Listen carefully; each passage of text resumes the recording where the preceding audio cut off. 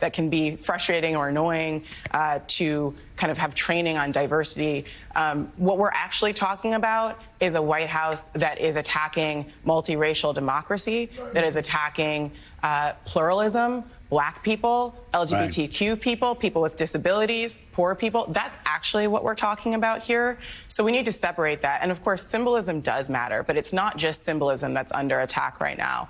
And one example, which I'm extremely disturbed about, is the executive order overturning decades of a requirement from the federal government that federal contractors abide by equal opportunity when they get government contracts. And they have to put in the contract they will not practice segregation. Right. They told them to remove that. Right. This is... So they're saying now that they can... They can take segregation out. They must take segregation out. This is what they're saying.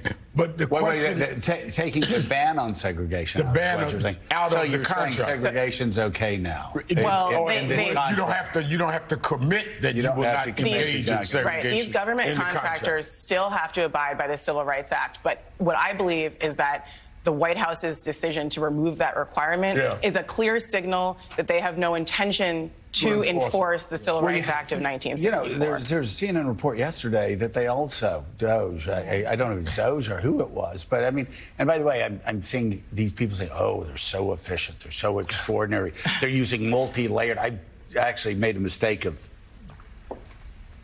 going on Instagram for 5 minutes yesterday, and somebody that I know, oh, Doge is using multi-layered facets to scrape through it. It's going to reveal that, you know, all this corruption because it's so ruthlessly efficient. It's just the opposite. CNN report yesterday, they took down websites like on Holocaust remembrance, September 11th, suicide prevention for our vets. Again, what's with the war on vets? Sexual assault, something that Joni Ernst used to be concerned about in the military. She claimed to be, and then some people got upset at her because she wanted to raise questions about that with Pete Hegseth. And so I hope that she's still there. I mean, this is like something. This is a page. It would be great for Joni Ernst to say, hey, you know what?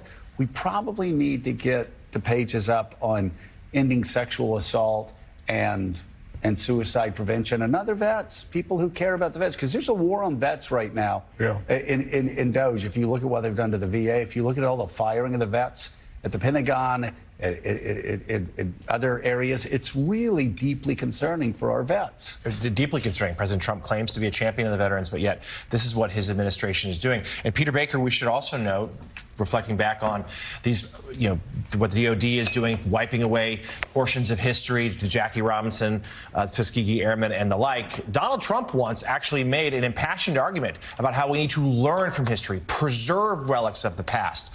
He, of course, was talking about Confederate statues. So that hypocrisy on full display as well. Yeah, it's funny. I was thinking about that, too. Not just that, but the names of Army bases, right? We were going to, you know, he was outraged that they're taking the names of Confederate generals off of U.S. Army bases. So he says we can't, you know, wipe out history, except, of course, when we don't want to have the history out there. So it's a selective amount of history. Confederate generals are okay, Jackie Robinson not. That's the message that they're sending. Either you're for history or not for history, or you're at least for history in which you pick, you know, heroes and villains and make, you know, you're making your choices. You're making your choices clear who you consider to be heroes and who you consider to be villains in some of these actions. Doesn't seem to be a problem for them. But look, you know, this is not unusual. Trump has it both ways all the time. We were just talking about judges the other day, right? Or we were talking about judges a few minutes ago, actually. And he's talking about how outrageous it is that judges are doing the things he's doing to him. But then last week he said it should be illegal to criticize judges when he's talking about the judge who ruled in his favor in the classified documents case, Judge Eileen Cannon. It should be illegal, and the Democrats and the media are going after the judges. It's outrageous that they're going after judges literally days before he, in fact, goes after judges and talks about impeaching them. So, you know, it's just this is where we are. It's all centered on one person and one person's, you know, view of the world, right? Win or lose, it's all about Donald Trump. Well, and like I said, for people who have been champions for a long time and should be honored for that, like Joni Ernst, sexual assault in the military.